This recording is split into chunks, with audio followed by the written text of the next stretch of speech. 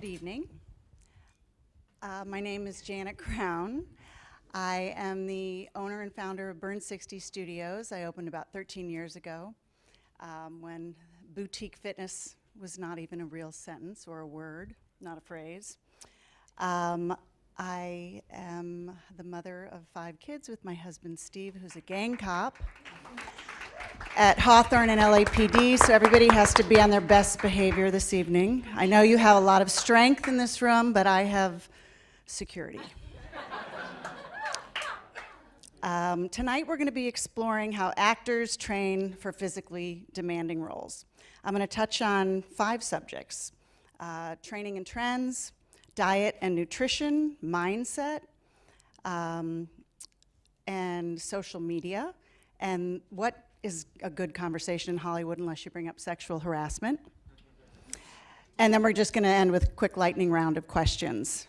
My goal is to get as much information from these 4 individuals as possible, because I don't know if you all realize just how fortunate you are to hear the best of the best in the industry, in the fitness industry this evening. I'm excited. I'm so excited to be here. I have a lot of questions, and I'm going to ask them. And as I say that to the 4 of you, my goal is, as I said, to get through as much as possible, but I'm going to apologize in advance because I will cut you off. We've allocated about 2 minutes for each question. It's kind of like a verbal hit workout. So Paul, Harley, Duffy, and Ashley, if I can start with Paul, and if you can introduce yourself briefly, then we'll get right to it. Hello, I'm Paul. Thank you guys for having me. I feel just as honored to be on the stage with all these guys. It's a real pleasure. I am based here in Santa Monica. I have a health and fitness company called Altus Health, and I've been probably in the industry for like 20 years. I was a trainer actor. Do we have any tractors here? I was that for a while. I actually studied theater at UCLA, and that was sort of my direction, and got sidetracked into fitness. And now You must have been a bad actor. I was awful actor. Lucky for everyone I didn't make it. Which is a good thing. yeah. So now I'm here, and we have our hubs are Los Angeles, London, and New York, and we're in 47 cities around the world. That was good. That was only 37 seconds. So, do I get time later? I'm holding them accountable. My name's HARLEY PASTERNAK. My background, I spent about 11 years in university doing degrees in exercise science and nutrition, and then I ran the superhuman lab for the Israeli and Canadian military, examining the effects of foods and supplements on soldiers' performance. Somehow that transformed into turning actors into superheroes. So 26 years ago, I worked on my first film, and over 140 feature films later, and 7 books and a bunch of other stuff, I'm here today.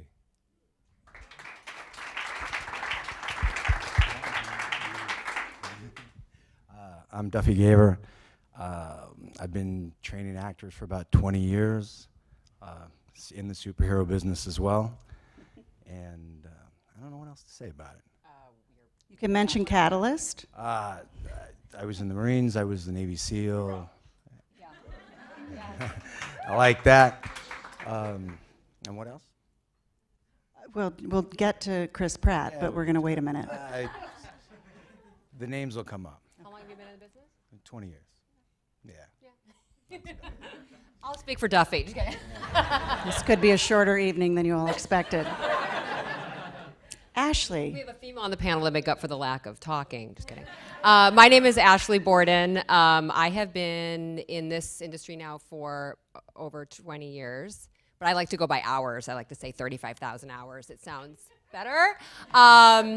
And I am a published author. I've developed, I have 2 fitness programs that I have out right now. I'm developing an app I have in the middle of doing that. I train tons of people. I'm always creating different things. I work all the time. I love what I do. I know almost all these guys. I've just met you, but I'm excited to be here, and I'm honored to also be here to help you guys. And- Bad at talking about You ourselves. can't clap with a mic. I just learned that for the first time.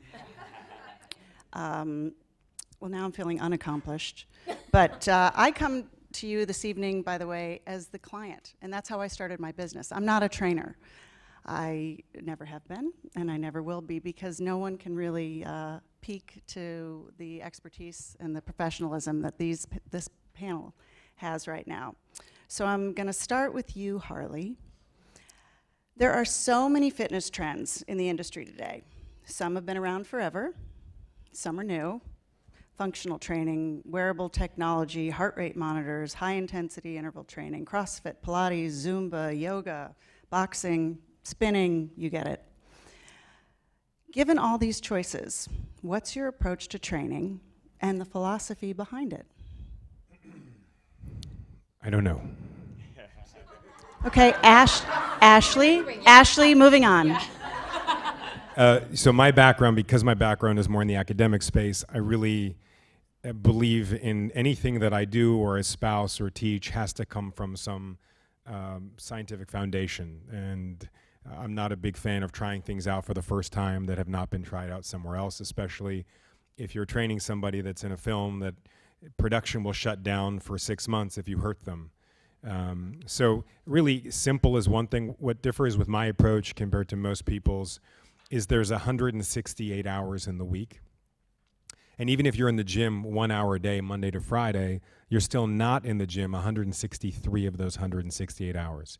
So my approach focuses far more on the time you spend outside the gym. Because my background's in nutrition, there's a big focus on nutrition, on sleep, on stress management. I sit on the board of a company called Fitbit. So I make sure I have the data of all my clients all around the world, wherever they are. I can analyze their sleep, their heart rate, their steps, their caloric expenditure. And the gym part is relatively easy. I mean, you could give everybody the same few simple old school basic exercises and they're gonna change their bodies, but it's what they do outside the gym that really makes the biggest impact. So my approach is more about that. Ashley, how do you feel about fitness and what's your philosophy to training? Well, I think it's important to mention that I myself have over 25 years recovery from like every type of eating disorder. And my own approach with fitness, it depends on who I'm working with, what the goal is, and is it male, is he male, is she female? What are we doing? Because for me, psychologically, that is one of the biggest issues, is like getting into the psychological aspect of like something that they're approaching. If they have to get ready for a part and they are either new at doing it or they haven't done this before and had that kind of discipline, there's a lot of like prepping and mental prepping and me explaining what's going on and making sure that we're on the same page. I'm very big into communication. And my approach is really, I'm also very much about biomechanics and correcting biomechanics. So I do a big assessment first on the person to see what's happening with their body first. Because like Harley said, when you work with huge celebrities, professional athletes that have $70 million contracts, you cannot injure them. And that is the biggest thing, is to make sure also that they are moving well, they understand how to move, and they are connected to their bodies. So I'm very big at also explaining and having people understand what's going on and feel connected to what they're doing. So they don't feel like they're just in the middle of this process and they don't have ownership of it. I think that's really important. Duffy, you're very quiet. I feel like I spend a lot of time talking people out of the bullshit. Because, like you said, all this big list of trends you had. Look, people were getting insanely fit before all those trends showed up. So that tells you what? All that shit's not necessary, right? So it's up to you. So I can tell you there's this new thing and this new gadget and this new workout and this new diet. If that diet wasn't around 10 years ago, that diet's not necessary. Because there was really fit people around 10, 15, 20 years ago. Ashley reminded me there's this thing, the first guy that won the Tour de France, the first guy that won the Ironman, first guy that won the Strongest Man, first guy that won Larry Scott, Mr. Olympia. 99% of the companies that you hear about that are selling you fitness stuff didn't exist when those people did those things. Did they have to give their medals back? I didn't bring him up. No, that's a good point. No, because the first Tour de France winner, none of that stuff, that was not an issue. So, and that, see, this is, again, that's a great distraction from the conversation of work. No, that's a very good point. I'm not supposed to be a distraction. I'm supposed to listen. No, but so if he's my client and he wants to bring that subject up, great, that's great chit chat. I want to talk to you about work. I need you to show up and work. And what Harley was talking about, the time you spend away from the gym. So if you want to look amazing, you got to train amazing. You got to sleep amazing. You got to eat amazing. Then on the day when they say, take your shirt off, we're going to film you, you get to look amazing. If you want to train great and sleep half-ass and eat, that's what you get to pull out on the day. You get to pull out looking, If that's what you want, that's your business. Because, see, this is the other thing. We all have proven track records. So if you hire one of us, we know what we're doing. So if you blow it, that's on you. We're probably not going to use Zumba, I'm guessing. No. We're not going to use Zumba. If you We like have under your Zumba, seats I coupons like for the Zumba. for the I entire think we'll use audience. Paul, Yes. I know you have a very different philosophy of how you approach training. Would you mind sharing that? Yeah, but it's not actually that different, but I look at things from a very strange perspective. Sort of my background, like I believe in science very much. I went and got my master's degree in exercise science, biomechanics, and human performance. And I work with a lot of, we work with 7 different international Olympic teams. And I started with athletes and then got into actors later. But kind of what I'm looking at is kind of how we function sort of like as a species, sort of on the cellular level. And if you think back, we're really designed for scarcity and danger. And because of that, our world is now a reaction and it's abundance and relative safety. And we don't really function that well in that society. It's sort of like a reaction to suffering, to discomfort, where we actually thrive in discomfort. And it's what everyone's talking about here. In order to cause change, you have to go through a period of discomfort. And the body gives you signals to react to that, to stop you, because the DNA is designed when there wasn't much around. So we're designed to want to eat a lot of food and certain high caloric foods or high energy foods. And now they're very readily available. We're sort of on the track to be the first generation to live a shorter lifespan than the previous generation. Well, I'm going to stop you there because we're going to get back to diet and nutrition later, and that's a great cliffhanger. Yes. That we're all going to live a shorter life. I think I was the first one to cut off. So I better I can hurry up. just speak on your behalf. And you have a business partner who's your brother, who is a chiropractor who specializes in injury. So your approach is a double. You guys also look at injury and performance, whereas I don't look at performance at all. Right. People just have to look like they can perform. Right? So as we move on, and Duffy, I'm going to come back to you. We have all seen the evolution of P90X to the 12-minute workout. We see that trends continue in all parts of the industry here. Clients want shorter, more effective, more efficient workouts. I have now purchased the domains for Burn 60, Burn 45, Burn 30, Burn 20. Thinking about Burn 10. What are your thoughts about time? What's the ideal amount of training for someone? And can you unpack that a little bit? It really depends on the client they give you. So producer calls me up, says, we got a guy, okay? They always want to know, how much is this going to cost? I don't know, because I don't know what you're giving me yet. I don't know how much training he can absorb. That's really what it comes down to. So if you give me a guy that's never walked into a gym in his life, that's a pretty easy little short workout, because anything I do is going to crush him. Chris Pratt lost 80 pounds. Yes, he did. But Chris Pratt works out. If you watched him in a workout, you'd think, is he like a semi-pro or a pro football player? Like, he crushes it. Every time he goes into the gym, he busts his ass. No kidding. No, there's no mystery why he got where he got. So what's... No. He was a fisherman. What's your average training session when someone comes to work out with you? Hour and some change. Harley, what about you? A lot shorter, because I can charge more if I see twice as many people in the same period of time. No, so so for me, when I was in the military, I came up with this overly scientific name thing that's didn't need to be. It was called multiple variation training, and it was based on Hans Seeley's general adaptation syndrome, and it had to do with specific adaptations of imposed demand. The bottom line is short workouts. And it was more about creating different kinds of workouts. And if you had high intensity and variation, then theoretically you could have shorter workouts depending on your goals.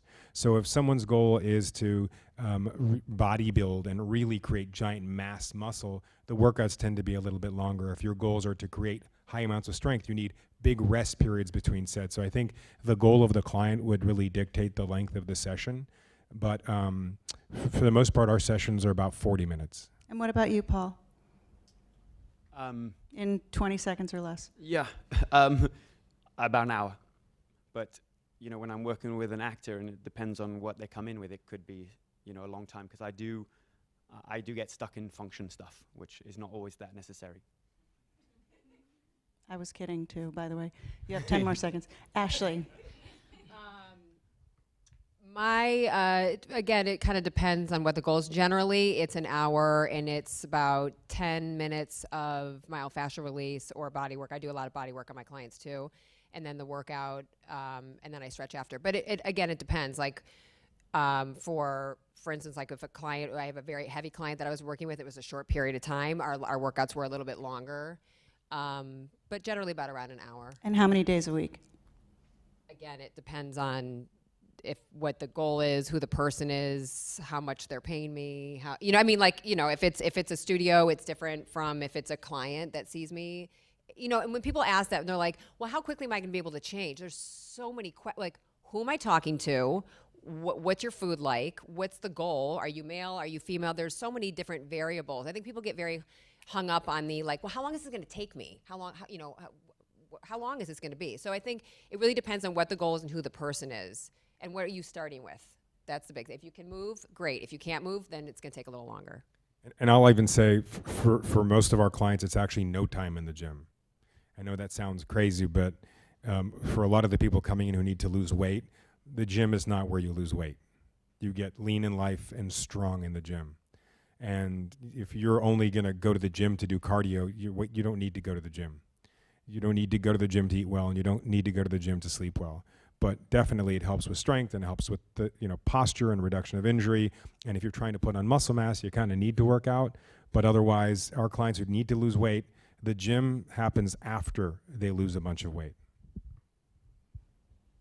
So that kind of leads me to my next question.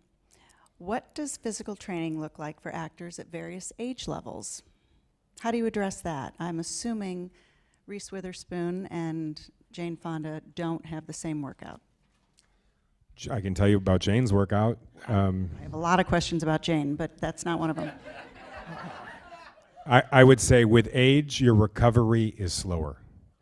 I just turned 21, so I'm noticing that my body is starting to recover slower. No, the only difference is with age, your body recovers slower.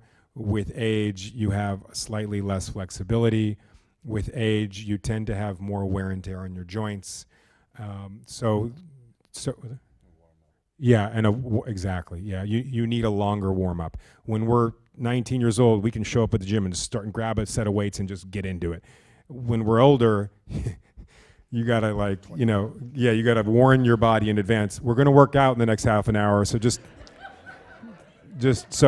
I think Duffy's right. The warm up is a big part of it, but the real thing that differentiates how you train someone at 70 versus at 15 is their injuries. And we have some clients who are 16-year-old Disney kids who have disc issues in their back and have shoulder and knee problems and Osgood Schlatters, and we have to be more careful with them than clients who we have in their mid-60s who are injury-free and pretty healthy. So I think that would be the most important factor. Paul, can you talk about recovery? And I just want to touch stretching before and after a workout. What's better? Do you recommend stretching before the workout, or do you recommend stretching at the end of a Yeah, workout. We do both. Like my sessions are divided into sort of function, the first part, and then strength or fitness or whatever it is we're trying to accomplish, the second part. And then we always finish with resetting muscle length, so static flexibility. But what I found with our clients, like I don't think we're really designed to age the way we age. I think our environment is a big part of it, the way we sit and what we eat and what's available, sort of toxins in our environment and stuff. And it's aging us kind of quicker than we really need to age. I think there's a lot of understanding how the body functions now. But what I do as my clients age, we actually just shifted our system now. And most of our clients, they pay for us to look after them for a year. And we work on 4 main pillars, which is function, fitness, mindfulness, and nutrition.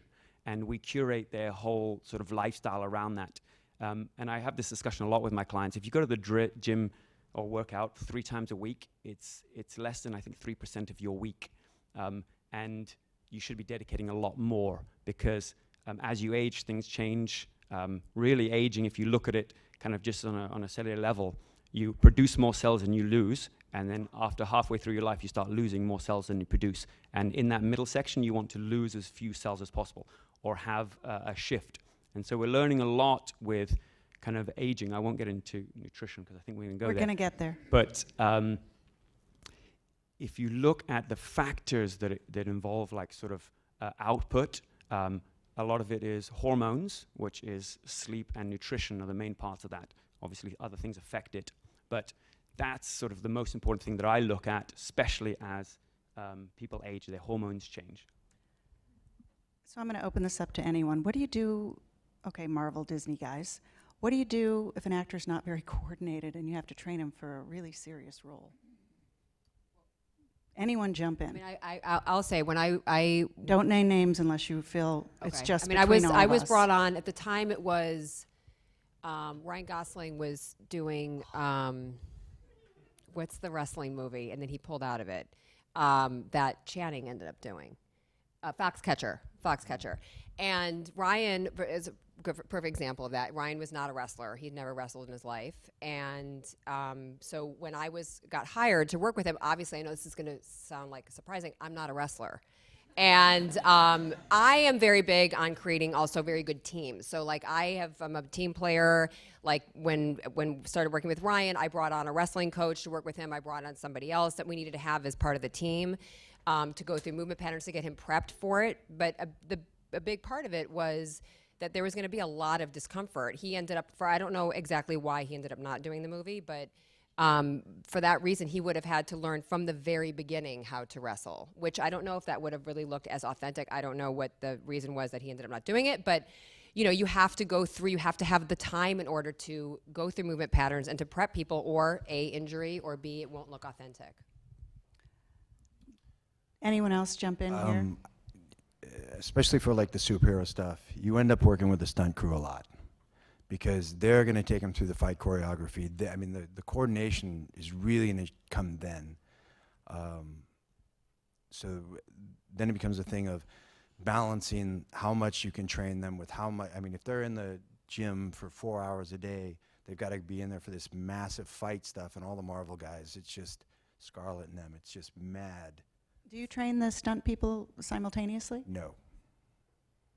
They're all fitter than us. No, I mean Don't ruin the myth. the level of talent in the stunt pool is absurd. The next SAG How do you panel will train be somebody that stuntmen. decided to leave Cirque du Soleil to come be a stunt guy? It's like, oh, you got it. but so you might get somebody before the film and you start training them and you work on coordination. That comes with the training. But then as you get closer to production, the stunt team comes in and they start taking up a ton of time because now they've got the actor and they need him to start going through these basic sword moves or this fight move, or you're going to be a hammer guy or whatever it is. Now they've got to work that, and that's hours and hours and hours in their day. So now you got to figure out how to work your training to get them in the physique that they're looking for, mixed in with this mad amount of training. And then Break them down and then now you go back to this whole the nutrition and the rest, and what they do away from you becomes even more important. So our job is generally not to teach someone to do the choreography or the martial art or whatever it is in the film. That's not our job. Our job is to make them look a certain way and to keep them healthy and fit. So I will tell you, I don't even go there. I don't even, like, let me teach you how to fence. It's not even a thing. But I can tell you that the fitness level of these stunt people, anyone ever worked in Vancouver? You know, the grouse grind, there's this crazy hike up a mountain just outside of Vancouver, a lot of actors like to do. So I took a couple clients in a film to do this, and we're really getting our butts kicked. It's a crazy, intense hike. And then 5 stunt people from the film just whipped past us, like laughing, like, I see you guys at the top. Here's the kicker. Kind of stunt workouts with them.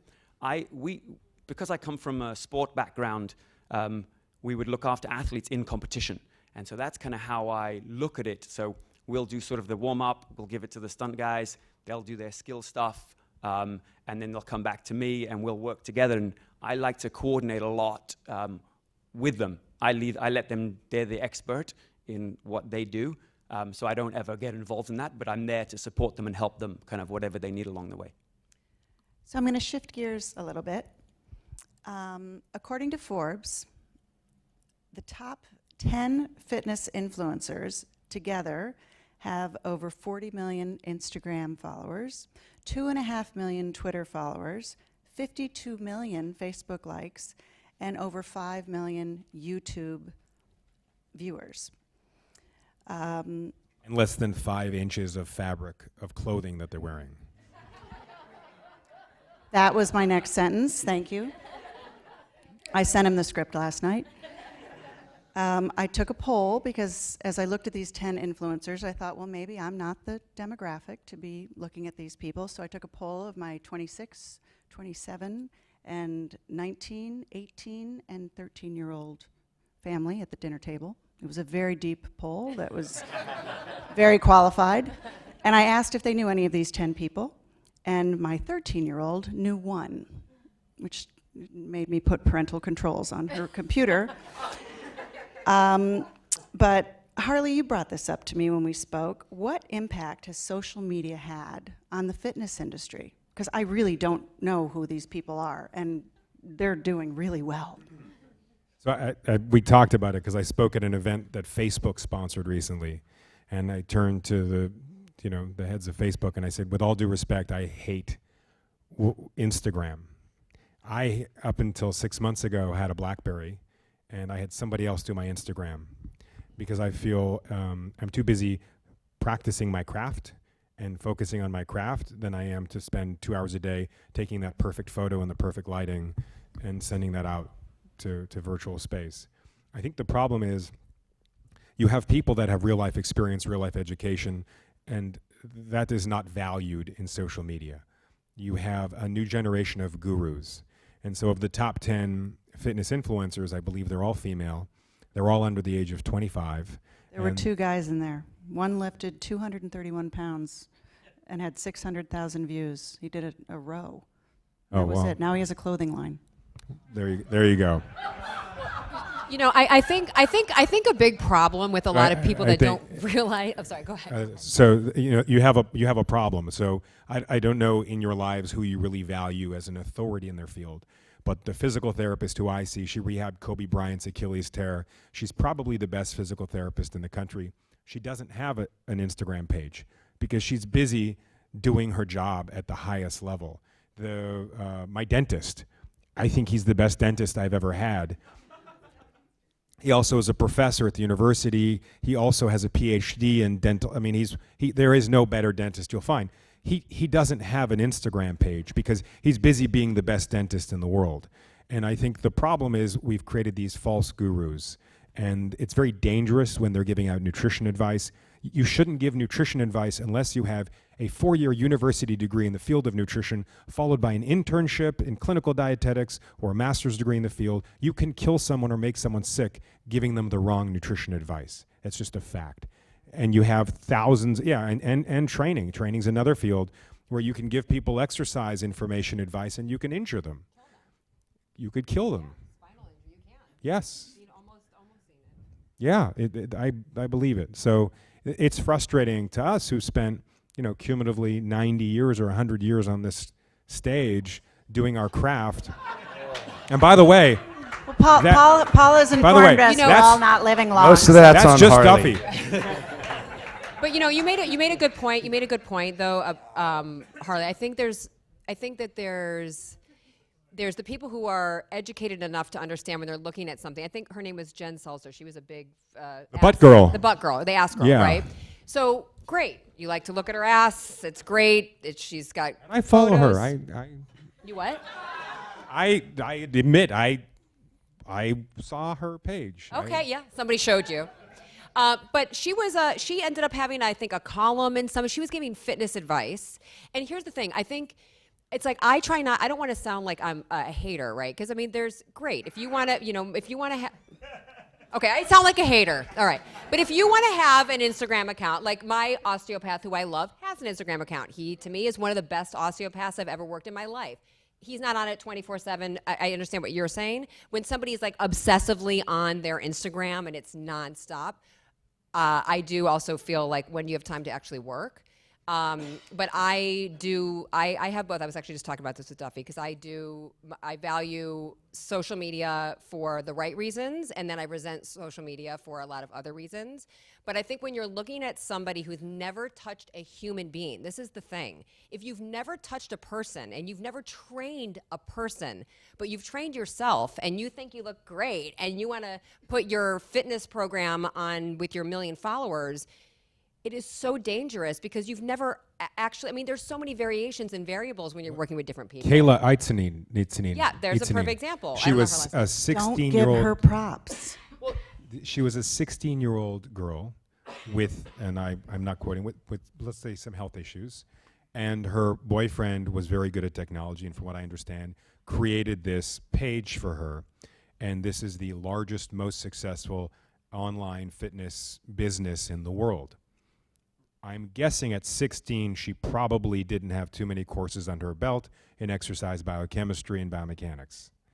And today, nothing's really that different, but she has 10 million, 15 million followers or something like that, people who will do anything she says, and that's dangerous. She was named one of the top 30 most influential people on the internet in 2016. Is she hot? I don't know. Unfollow. Everyone, just unfollow. Well, people, there's Wait. the fear- I have to keep going.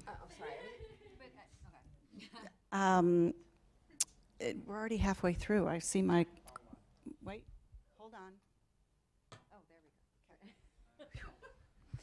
we go. Paul, did you want to chime in on social media before I move on, or Duffy? Do you have anything that you want to say? I sort of am in agreement. I think it's more Posting pictures of your butt. Yeah, I got to take those down now. You guys have talked about them. I already took a screenshot, so Oh, damn. No, it's entertainment. So I think it's fine to watch it and enjoy it, but don't really take it to heart. I think it's important to find your source. Like I spend so much of my day not only discussing topics that people have seen in social media, but also in regular media, in the fake news. That these reporters often read study. It's a secondary report on a study. And if you go back and read that study, we class ourselves as a primary source institute, so we always go to the primary source to look at that, which is the study. If you read a study, nearly every single study ends with inconclusive, need more study. And it's hard to interpret it. It's hard to understand, to pull that meaning. That's why whenever there's a subject you want to look at studies, you have to look at probably 10 studies on the subject to really get a feel. And when I was doing my master's degree, we actually looked at studies and had to find studies to prove and disprove the same conclusion. And so it's so hard to interpret it if you somewhat founded in science, but then if you're not, it's even harder. Did anyone see What the Health? I Yeah? became a vegan. Okay. Let me tell you that that's a great example of what you were just talking about. What the Health is a piece of entertainment, a piece of pure entertainment produced by people that are vegans with an agenda to promote their veganism, where they only interview two doctors in it that both happen to be vegans. Neither has a background in the field of nutrition, and they present only the information that supports their argument. It is a very, very poor piece of health information. It's misleading, it's dishonest, there's a lot of complete fabrications and mistruths and sound bites that they've cut to promote their argument, as many documentaries do, but that one tends to be worse than others. One of my clients, I will not say who, and their significant other, they had a bunch to drink one night, and they had a big heavy meal, and they felt gross, and they're flicking through Netflix, and they watch it, and they loved it, and they went online and told everybody to watch it.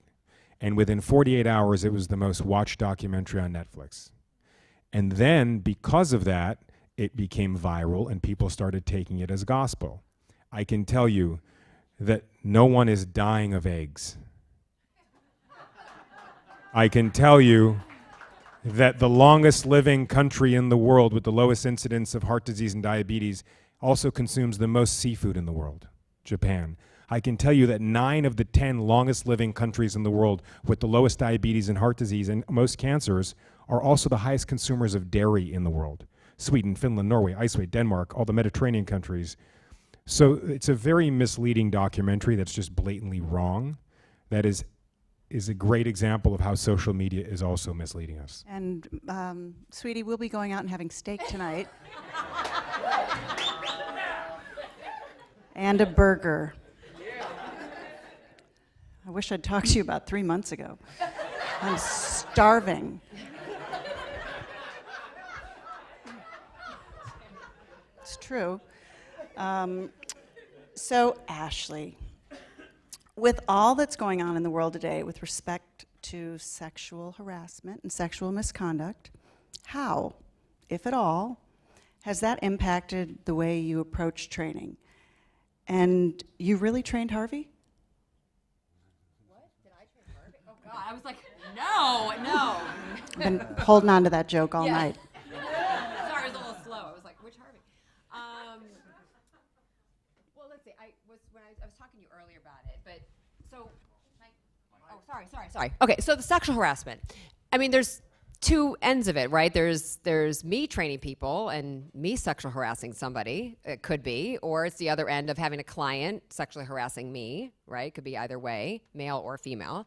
The sexual harassment for me, I don't really have any issues like that with clients or anything like that because of the way I present myself with it and the way that right when we sit down and we start, it is very clear who's in charge and then who's listening, right? In a positive way. Like if I've had clients have sat down and they're like, listen, honey, and I'm like, whoa, hold on a minute. Let's to start. My name is Ashley and I am your trainer. I'm not your honey. So let's start with that. For real, let's start with that. If that offends a man saying that, then we're not going to work together because it doesn't work like that with me. And I don't, you don't have to be a bitch in order to have control of a session. It's about mutual respect.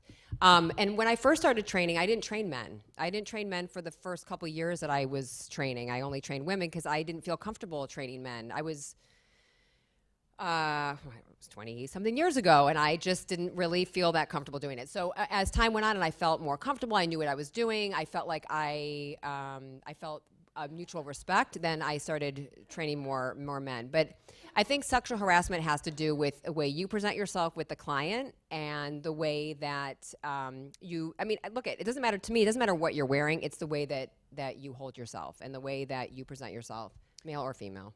So, gentlemen, I'm putting this out to all three of you. Probably different for them. When you're training someone, are you a little more conscious of how you're training them now, correcting their form than you used to be 6 months ago? Is it even in your mindset at all? Or it's always been in my mindset. It's a very interesting, and I teach trainers, and we have a part of the course is called proxemics, and it's really how, when you enter someone's space, because there's a couple of things that are interesting. Usually when the client shows up, with a lot of my clients, like there's not many people in their life telling them what to do, and I'm one of those people, or a trainer is one of those people, and so automatically you put them on, I get put on a pedestal. And we got to remember that we're not any special just because someone's now referring to us. And another part of that is that they're usually kind of in a vulnerable state because they're doing something that's awkward, they're not really good at, and they're usually like in these tight clothes, they don't really fit in, and they feel uncomfortable, they get sweaty. So they're in a vulnerable position, and I'm in a position of control. So how I interact is very important, so they can mislead what I'm doing. So I teach very much how, when I enter someone's space, and how I touch them. Like, none of my trainers, my staff, we don't touch anyone softly. We touch them with pressure. It's very firm, and we try and avoid skin to skin as much as possible. In our field, it's almost impossible. But I've always been conscious of this, so nothing's changed with me. Duffy, when you're training Scarlett Johansson, what does that look like? It's very early, and no, I mean, look, you either conduct yourself like a professional or you don't. A friend of mine told me this years ago. You're either training them or they're training you. Yep. So if some guy wants to go in and call her honey, he's setting the precedence of, this is how I'm going to treat this session. And you're going to say, no. And it goes all the way down the line as far as training goes. If I tell you, I want you to do a particular exercise, and you say, well, that's never really worked for me. I don't want your ideas on training. I didn't come to you for training. I'm telling you this works for everybody. So if you don't have a note from the doctor, a great alien abduction story, do what I ask. And look, we've all been at it a long time, so you run into this different stuff. But look, you're a pro. Go in, you present yourself as a pro, you conduct yourself as a pro. It doesn't matter if it's Scarlett, it doesn't matter if it's Pratt, it doesn't matter if it's Pitt. You're in the room, you do your job, you do it well, everybody goes home happy. Yeah, you can smell it when somebody doesn't control a session. Like, you can see it too. Like, if the trainer is not in control of the session, and not in a dominant way, but just enough to have the respect to listen to what I'm saying, then you've lost it from the beginning. And that's a really important dynamic to set up from the very beginning. I have lost 2 of my top trainers in the last few years to affairs they had with clients of ours. That was my next question. And there's that. So one of my top trainers is now married and has kids with one, and so yeah. And the other one doesn't. There's actually three trainers in the last, call it 10 years. And so it's affected the way I hire. It's affected the way I will suggest that my staff dresses. I have video cameras everywhere on my property in the studio, everywhere. So I don't have to tell them. They just know that if there's any misbehavior or the overt flirting from the clients, we have it being filmed, and the client's aware of that too. And I would be lying if I said we didn't have rock stars over the years that came in and saw some of our female trainers and some of our male trainers and hit on them. But for the most part, I have the same few trainers who work with me, who've been working with me since I moved to the United States, within 6 months of moving to the US many years ago. So yeah, and now I wear clothing when I train my clients. That's And Harvey Weinstein Always. will be training with Harley when he returns. charge less for that, yeah. So I know we touched on what the health, but I want to kind of circle back there. There is so much confusion about nutrition and diet. And as you were saying earlier, 45 million Americans go on diets for weight loss or health purposes every year. I found 38 diets that were rated the #1 diet of 2017. It's fascinating. Paleo, gluten-free, juicing, intermittent fasting, Mediterranean, ketogenic, cleanses, no carb, no sugar. I don't know what to eat except a steak right now. But Paul, can you help us kind of peel back the onion and tell us what we should be thinking about health? I know you mentioned with fitness and diet and nutrition earlier, but what do you eat? I'm going to probably answer this in a very strange way right now. I believe very much in science, but there's always someone sort of pushing the edge, and sort of I'm that test dummy, which I don't recommend it until I've kind of been through it and tried it. What we look at with our clients a lot, obviously it's the foods you eat, and we work with doctors and do blood tests and supplementation based on their blood and stuff, but so much more of it is why you eat. And that's what we're very curious about, especially with our clients who need to lose weight or even gain muscle. Whenever I give someone a plan, it's only restrictive to them compared to how they eat. So it's not restrictive to anyone. So I look at hormone function, so circadian rhythm, and how that affects it, so when you eat. So I'm doing some very strange things, which these guys definitely, I don't think would recommend, and I wouldn't recommend to anyone, but it's looking at how nutrition affects our hormonal cycle, and there's a way that we're looking at kind of how the body functions. So I actually, in the last few weeks, have been not really eating on a regular schedule. I sort of was interested and looked up why we eat 3 meals a day, and it sort of started in the Industrial Revolution. Before that, we only ate once a day. And also, you know, another factor was agriculture, how we used to kind of, when agriculture came around, we all stayed in one place and then ate less variety. So I kind of looked at that. So now I'm kind of doing a study. We're actually going to climb Kilimanjaro in January. 19th to the 24th, Facebook Live, you can watch it. Yeah, and it's a study. It's actually a report. National Geographic is behind it. And we're going to study a few things. We're looking at microbiomes. We're looking at ketogenic diet. We're looking at cold adaptation, mindfulness stuff, and hypoxia, so oxygen. So we're going to do it. We're attempting a world record. So in 24 hours, a group ascent. We're going to do it in shorts. It's Arctic at the top. It's minus 30 degrees. We're going to try and just in shorts. We'll have special diet. Will be internal thermometers. And we're going to try and... Internal thermometers? Internal. Like rectal? No, swallow pills. Hopefully they're not the big ones that you put under your armpit. So we're doing all this study. We're doing blood sort of along the way, and we're going to look at this effect. So I am actually looking at a fasted state. So in the last few weeks, I've been eating a very strange pattern, which is I've sort of been eating like 3 meals a week, and looking at getting into ketosis, and my body's burning fat, it's breaking down my fat into ketones, and utilizing that. And I'm looking at the response of ghrelin, which is a hormone that's released, and it sort of follows the pattern of... The hunger hormone. Exactly, of the meals. And so I get this sensation of hunger and looking to see how I react to it. But with my clients, what I'm looking at is the question of why they eat when they eat. So it could be habit, it could be structure of the day, but also could be emotional. Like when I first did this, and I stopped eating dinner, for example, I got a sort of emotional response. I got like a sadness and a loneliness kind of thing. And I realized that was causing me to eat. So once you can untangle that, then you can kind of really have a power with delivering nutrition to people. Wow, vegan doesn't sound so bad anymore. So I just keep it simple. And when I was in grad school, I was a student of these two guys, Jenkins and Walliver, and they both were nominated for a Nobel Prize for grazing over gorging, and finding multiple small meals throughout the day was healthier for you than eating 1 or 2 larger meals a day. So I've always espoused 3 meals and 2 snacks a day, because more than anything, it fits in socially. And there's a lot of diets that help. There's intermittent fasting. There's eating like a caveman. There's eating like Jesus. I swear the book exists. You can find it, the Jesus diet. But the point is, how enjoyable are these lifestyles? How do they fit in with your family life, with your work life, and with the culture that you live in? And I think you have 100 different ways. You mentioned these #1 diets. They all work.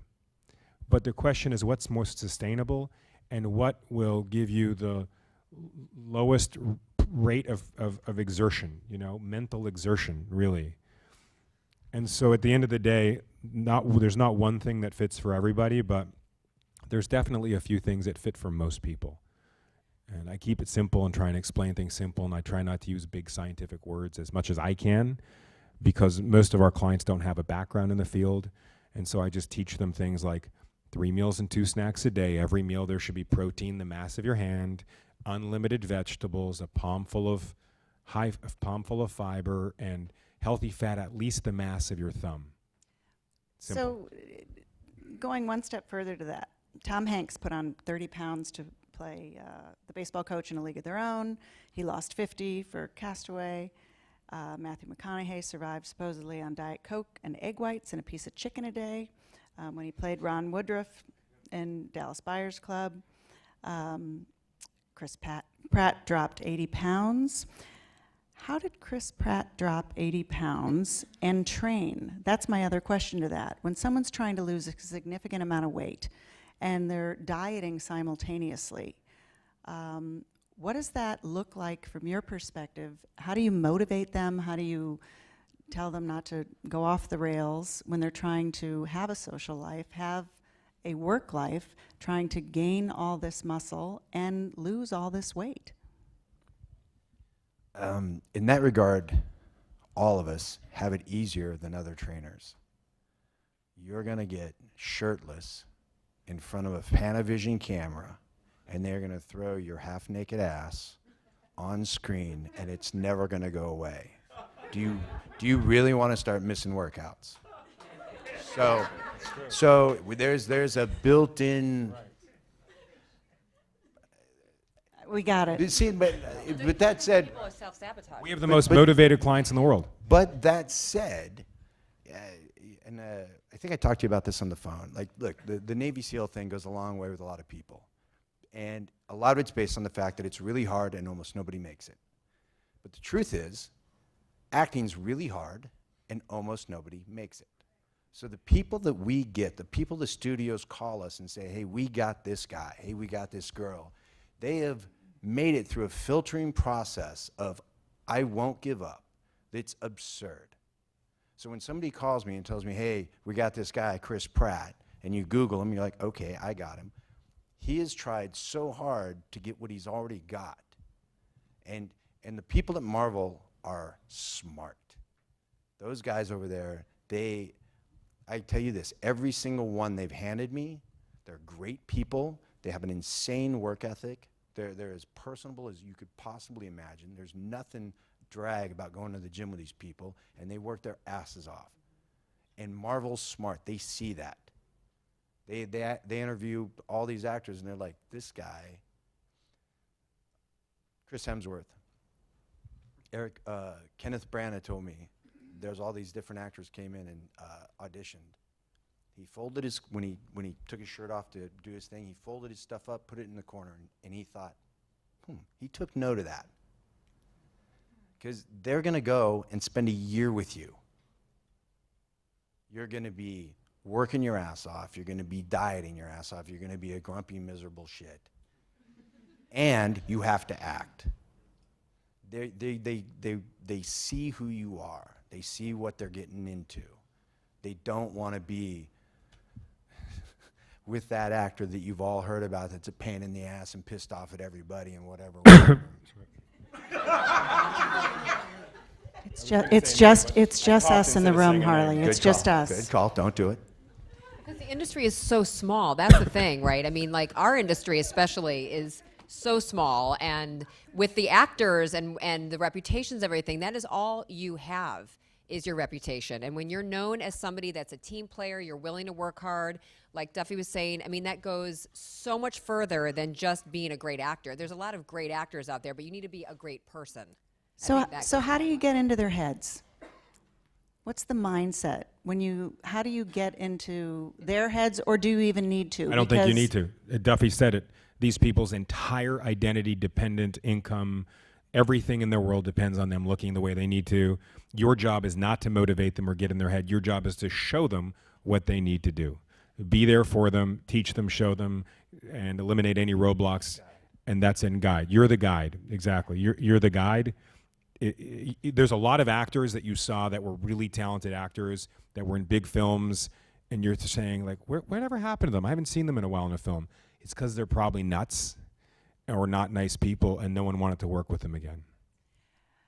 So who surprised you the most in your career, or just in the last year, with their work ethic and their dedication, or their transformation? You can just give us initials. Like you didn't expect that they would end up being like that, or like? It was a transformation that you surprised you, because you guys expect the most and the best and the hardest, the biggest work ethic. No, not so much. I would say, I'm going back old school, and I would say Halle Berry surprised me only because she had already been voted the best body in the world from People magazine.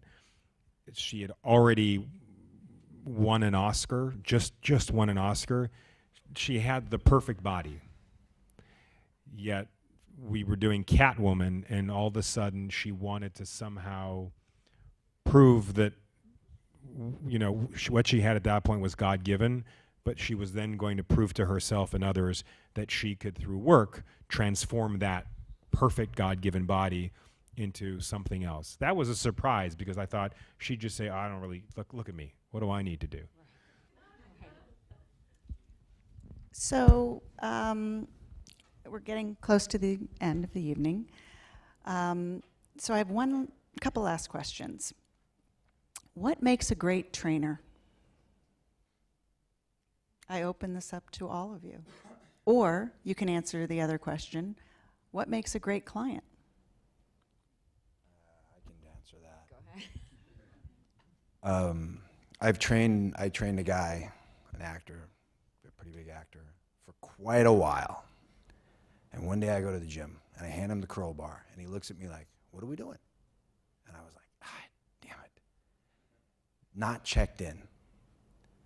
When I started training Brad for Troy, at one point I said, look, discomfort is where all the change takes place, so you got to get down with discomfort.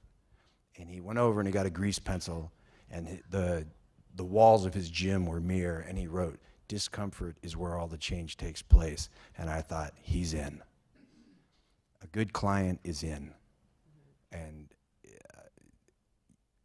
it's always going to be to varying degrees, but all the clients I've had that, like Pratt and Pitt and even Tobey Maguire for the first Spider-Man, they're in.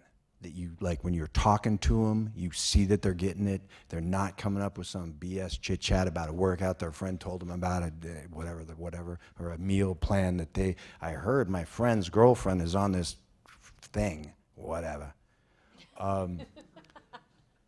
There's a big difference between people that want to talk about getting in shape and people that want to get in shape. When someone wants to get in shape, they say, how do I do this? And then they shut up, because they want to know.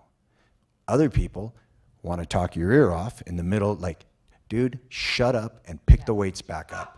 I'm telling you, nobody... Pick up their phone, or they check their phone all the time. Nobody checks the phone. No, nobody checks the phone. And be late. You want to actually start off a bad relationship with your trainer? Show up late. That enrages me. And that goes back to, that goes you're back to either your- training them or they're Yep. training you. And that You goes show also- up late, you're training your trainer. You were saying... Even worse, don't pay your bill. That's... No, I'm going to be honest with you. We have sent a lot of very famous people to collection agencies. Fact. Fact. Who was that again? I real. Oh, Don't do it. Don't do it. yeah. Paul, But that.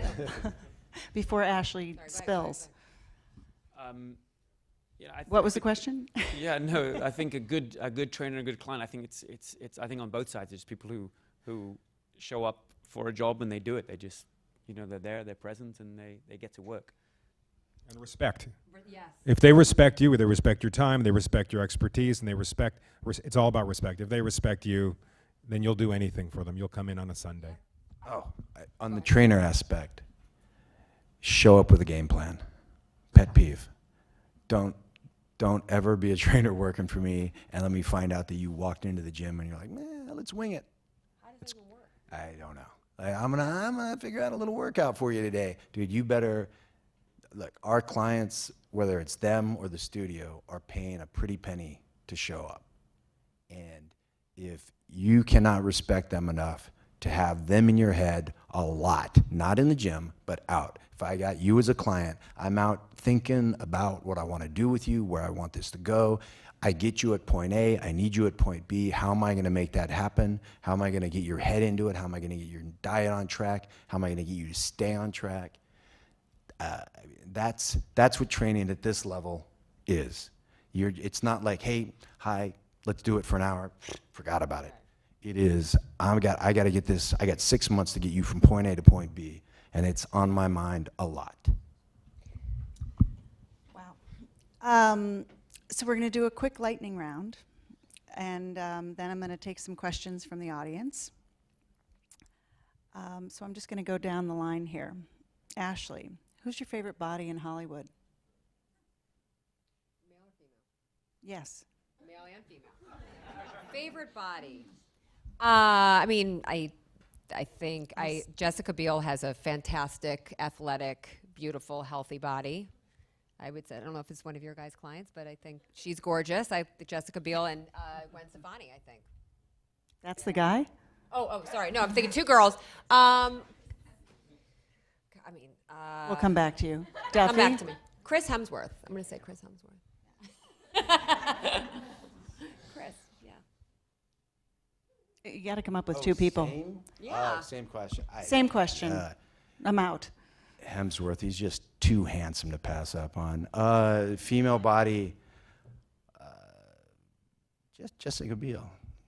Yeah, and Scarlett has got. I mean, like there's a ton of them. I mean, they're in the business of looking good. So Harley, if you could train any client on the globe, who would it be? I would like to train Donald Trump. I didn't give you my reasons for it, or what I would do. I am not touching that. Paul, what's your favorite go-to workout? Any move, anywhere, anytime?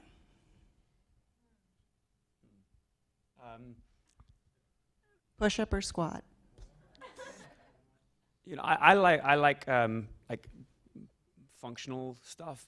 You know, I do everything, but you know, I love people who can like pull themselves up and push their body weight and roll around and move dynamically, non-linear movement stuff. Ashley, what's your favorite health drink? What do you drink in the morning? What do you drink during the day, other than water? Water. I really like my soda would be. I'm not going to pronounce it right. I pronounce it wrong. Kombucha? Kombucha. Yeah, I would say that's like my soda. I'm not. I really just say it. Kombucha. Sorry. Kombucha. Kombucha. Yeah. And there's a dance to follow that. What do you drink, Duffy? what do I drink? Well, Johnny Walker. I knew that was coming. But isn't that a blend? That's I not a could feel single malt. Is there water? That's what your clients are all drinking. And for those of you tomorrow morning or looking for holiday gifts, there's the HARLEY PASTERNAK blender that you can find on Amazon by Salton. Hey, Sexy. What is your go-to motivational phrase? What do you always, someone can say, oh yeah, Ashley said that, or Duffy said that. What's that phrase that sticks in people's head when they don't want to show up and they can hear you in their heads? you're paying for this anyways. You're paying for this anyways. No, mine is. And this is any read Viktor Frankl? Anyone know who Viktor Frankl is? Well, you should. He won the Nobel Prize. Come on. The process is the goal. The process is the goal. Duffy, I know you have a few. I don't. My clients will tell you that my look on my face generally sits somewhere between a mild disgust and really, you think that's enough? No, yours is. Train his clients. That is true. That is true. If I was, it would be like Duffy's a Marine. He could kill me. Duffy's a Marine. He could kill me. I'm not a rah-rah guy at all. He's watched me train people. It's When he trains people back up and give them a lot of space. Weapons, they're weapons.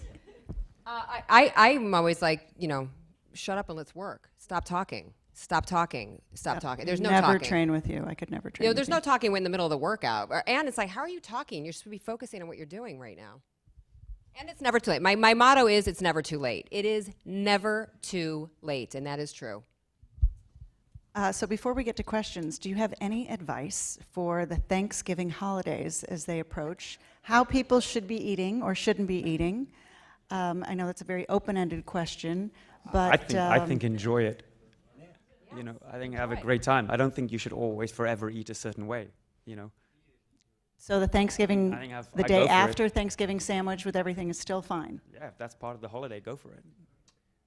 I think that you should remember that the Thanksgiving dinner is a dinner. And the problem is we often make whole days or whole weeks or whole seasons for, you know, and you say, oh, it's the holiday season, so I'm just going to eat like crap from Thanksgiving through New Year's. Good for business, though. So I want you to indulge, to eat everything you want at Christmas dinner, anything you want at Hanukkah dinner, anything you want at Thanksgiving dinner, but it's a meal. And it's a great meal that you should indulge and celebrate and not feel bad about. But you shouldn't wake up the next morning and still have the sweet potatoes with the marshmallows because it's within 24 hours of the Thanksgiving meal. I think people tend to think of Thanksgiving now as like an ongoing binge, and I have always thought of it as it's dinner, it's another meal, and I always suggest to my clients, I'm like, the day should be have breakfast. People do the thing where they're like, I'm not eating until it's time to eat, which is how sumo wrestlers eat, and that's how and they Paul. gain so much weight, huh? And Paul. Yeah. Well, not a sumo wrestler. Exactly. Did you say 3 meals a week? You were eating? I'm trying, so I don't recommend this. Oh, no, but no, I I'm- thought, I'm- I I didn't eat you say 3 socially. meals a week? 3 meals a week? Yeah, Wow. not every week. He'll be joining us for dinner Yeah, this evening. yeah. I don't recommend that. Don't try it. Especially not if you're trying to put on muscle. That's So these are some questions from all of you. Veronica. In general, when you begin working with a client, are you contacted by this production studio for a set period of time? Are you hired by the client? How does that work? Yeah, all the Or above. the director. Did that answer your question?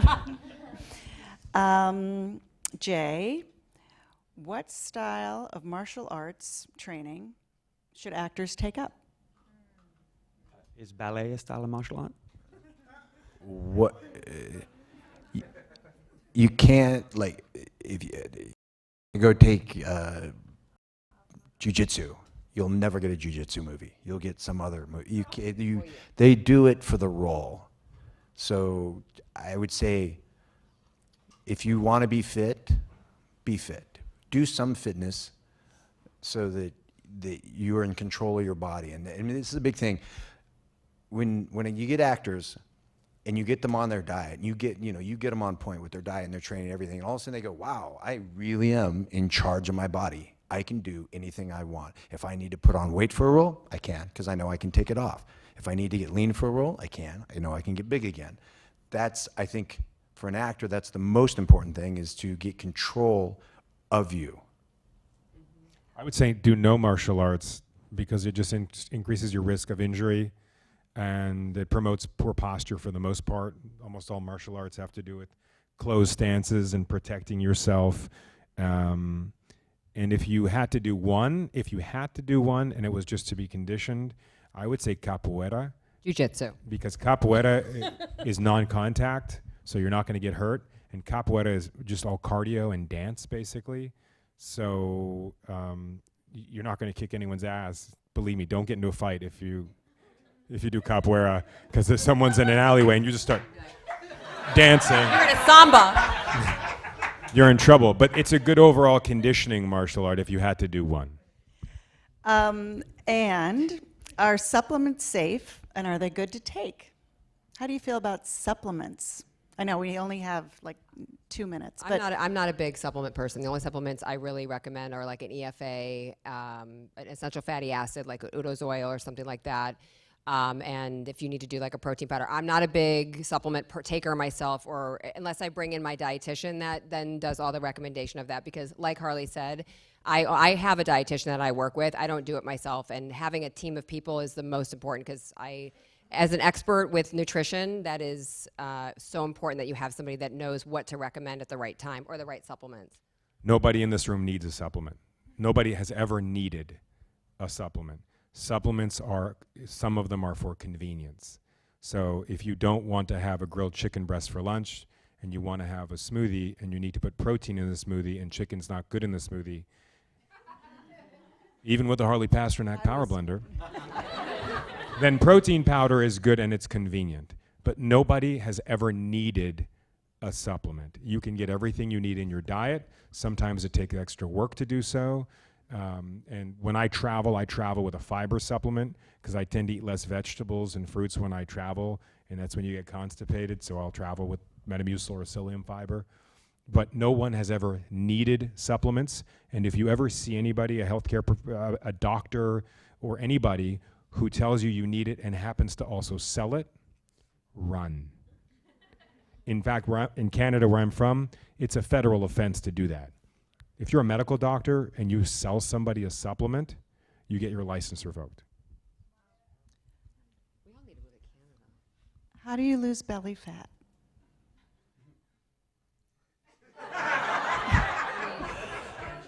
And love handles. Look, If you haven't been able to answer this question on your own, I can answer this one for you. body fat is energy. It's batteries. It's just a bunch of stored energy. It's simple. Burn more energy than you eat. Use up more batteries than you're taking in. It's the simple. This is my pet peeve on the whole thing, and it goes back to what he said about the supplements. 6.5 million years of evolution, and you're here. You win. That's how well done you are. The fitness industry is designed to put the thought in your head that there's something wrong and something missing, so they can sell you something. It's BS. The fitness industry is about this much fitness and about yay industry, and it's saturated. This is why you have 29 #1 diets. 38. Yep. They are trying to figure out, it's an industry. They want the money out of that wallet into their wallet. So, sorry to go on. Supplements. You have at least 30 seconds. It's a money industry. You don't need it. 6.5 million years of evolution, and supplements have been around this long. That goes back to the thing at the beginning. If they haven't been here as long as you, they are unnecessary. You are all set up to work on food and work your ass off. So I'm a client, and I can't afford a trainer, but I really like what you're all saying. Is there a diet plan that you recommend someone should follow? Is there an exercise regime that you post on Instagram or Facebook or Twitter? Or how does someone who can't necessarily hire a trainer, how do they manage their physique when they're trying and reading all this information that's so conflicting? How do you unpack all that for everyday life? Assuming that you're not injured. Assuming you're not injured. Assuming you'd have no pre-existing health contraindications. From a food perspective, I've written a bunch of food books. So you Available on Amazon. So they serve different purposes, and if there's a lot of very talented nutrition authors. Here's a scary fact: of the top 100 selling nutrition books of all time on Amazon, 2 of the authors have studied nutrition. 2. Not Atkins, not Zone, not Pritikin, and those are the most respected ones. Not Cave People or any of those, none. So the challenging thing is all of them have a job to make a diet sound sensationalized, interesting, and new. And the fact is, common sense goes a long way, and I would suggest everybody can afford 1 session with a trainer to give them a sound program, and maybe check in with them once every 6 months. You can afford 1 session with a dietitian, and maybe check in with them once every 6 months. I think it's money well spent. You don't necessarily have to afford to see one every day. The thing that makes all of our clients successful is the programming, right? And it's programming, and that's how what their training sessions look like over the course of a period of time. And like Duffy was saying, like if a trainer just walks in and is like, I don't know, let's do this today, and then the next day they're like, let's do this today, you will not get results, because your structure of programming is what makes all the results. So I have 2 programs. I have a 6-week program that's called 6 Weeks to Sculpt It. It is a unisex program, male and female. It's all functional training. And that will take you through 6 full weeks of 6 days a week of training. And I have a 21-day program called the Body Foundation, which is no equipment, also functional training. But again, the point is, I wanted to create those for people like who couldn't afford to have a trainer that didn't understand programming. Because it's like I always say to people, if the dentist office was open to the public and you could just walk in there, would you know how to use the dentist office? I mean, you would probably just use the water pick because that's all you're familiar with and that's what's comfortable. And it's the same thing with the gym. People who are not professionals, you walk into a gym and then you're, what am I doing here? And you gravitate to what you're used to. You gravitate to what feels comfortable. You're not going to be able to build yourself out a program and know what you're doing. So whether it's my programming, whether it's one of if they have programs, you need to find somebody that actually understands how to build out a program and then something that you can follow for a period of time. You'll have more success if you have an overall program than if you're doing one-offs with different things. You're like, I'm going to do this same DVD, that same workout for a month, and then I'm going to change to another one. You need to have the variety with your body in order to have that spike and that change. So even if you do a program or you hire somebody, I always say, if you can't afford one person, get 5 people, find a really good trainer and be upfront with the trainer and say, I have people come to me and do this and say, look, I want to do 3 sessions. We can't afford ongoing training. I really want to learn how to do this, this, this, and this. Can we learn how to do this? And I'm absolutely can I bring in my camera? Can I take video? Can I, be creative so you can keep it and you can have that. If you have a trainer that you work with that's like, no, you cannot take any video in this session, or no, I can only see you 20 times, then go to see somebody else. Because I will work with people one-offs. I will work with them for a period of time. But, you can make it work for yourself, and there's different ways of doing it. But I do agree that it's worth the investment to hire somebody good than going to somebody that's and you're going to them 20 times. And you're like, what am I doing? So, get people together, and maybe you can come and you can meet with a dietitian or you can meet with a trainer and do that. That's a really good way of kind of getting the right foundation for yourself. Kayla, it seems, is another really good one. Yeah. I think at 16 she's And Jen Seltzer. has a good understanding. No, we're speaking tongue in cheek, but Oh, yeah. yeah. Can I speak to that? Absolutely. Sorry. So Hold on. it's really easy. 2 plates. One's got a chicken breast, one's got a donut. Who thinks the donut's the best choice? Where's the donut from? So look how nutritionally savvy you are. This is the part that kills me. You all know the answer. Like it's no mystery. If I put some ridiculous crap fried food meal in front of you, and I put a meal that's got a lean chicken breast and some vegetables in front of you, what's the choice?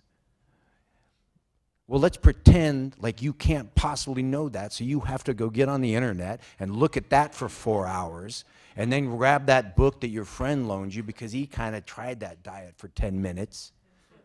Like, I think you're right. I think 80% of it is people will come to us and for the first time we meet them, and they'll start talking about they're overweight and this and that, and if we don't say anything, and you listen long enough, they're going to tell you what's wrong with them, and they're going to tell you what they should be doing instead of what they're doing, and they're going to tell you what they need to do.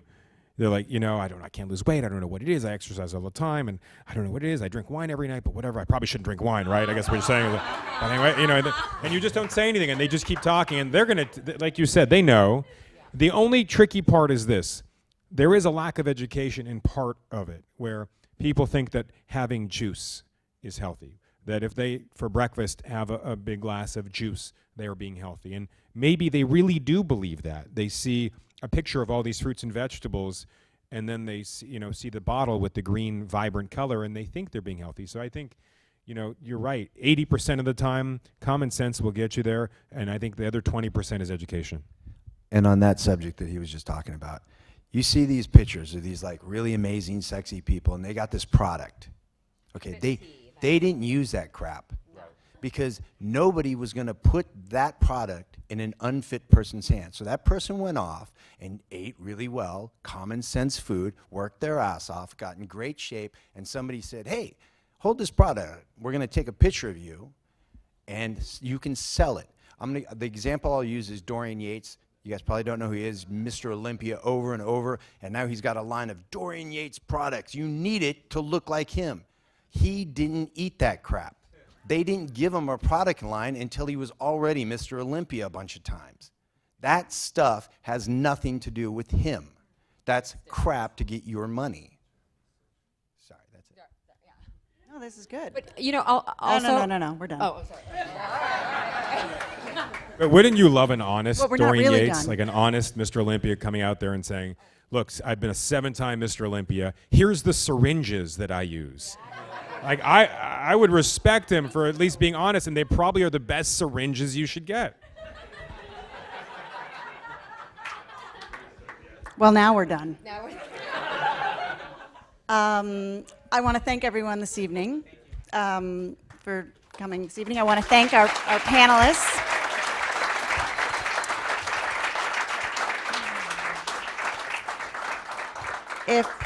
If you would like to see Harley and Ashley, you can find them on Revenge Body on E. You can find Paul climbing up Mount Kilimanjaro freezing. And you probably can't find Duffy because he's a SEAL. He'll find you. And I was going to give you all their information, but just Google them. They're actually, you can find these people and they want to help. And I think anyone in the fitness industry today, our goal as a community is to make everybody's lives a little bit healthier, a little bit happier, and a little bit better. And that's kind of the goal, at least for me, as the client. And you see how hard everyone works here today. So I just wanted to say thank you all again. Thank you. Thank you. Thank you. Thank you. And have a happy, healthy Thanksgiving and holiday season.